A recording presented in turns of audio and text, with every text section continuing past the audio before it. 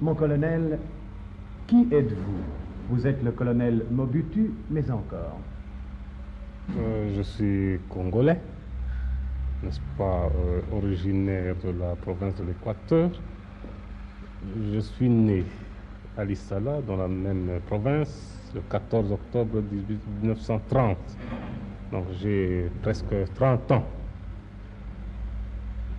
Mes études, je les ai commencées ici à Léopoldville pour les continuer à Coquetteville, à l'école moyenne des frères des écoles chrétiennes. Après mes études moyennes, j'ai été mobilisé, donc incorporé à la force publique pour un terme de 7 ans. J'ai passé 2 années à l'école des comptables dactylographes de Louloabourg. Ensuite, j'ai été attaché au quartier général de la force publique pendant 4 ans, ici à Léopoldville.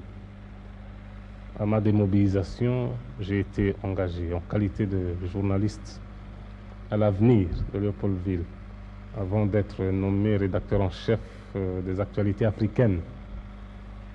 2 ans et demi plus tard, j'ai représenté le même journal au congrès de la presse coloniale à Bruxelles dans le cadre de l'exposition internationale. 1 mois après, je suis retourné cette fois avec ma famille pour poursuivre mes études en Belgique.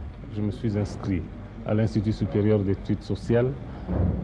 J'ai représenté en même temps le parti de M. Lumumba à la table ronde économique et sociale de Bruxelles. C'est à l'issue de cette conférence, n'est-ce pas, que j'ai été appelé au Congo pour préparer les dossiers économiques et financiers à l'intention du gouvernement congolais. 2 jours avant mon retour, n'est-ce pas, en Belgique, M. Lumumba m'a demandé de faire partie de son gouvernement. J'ai accepté parce que l'heure était décisive pour le pays.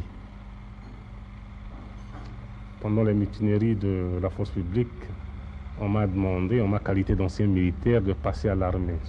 J'ai accepté et j'y suis encore.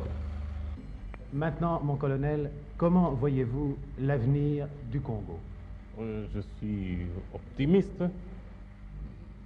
Après, n'est-ce pas, ma révolution pacifique, qui est celle d'ailleurs de l'armée.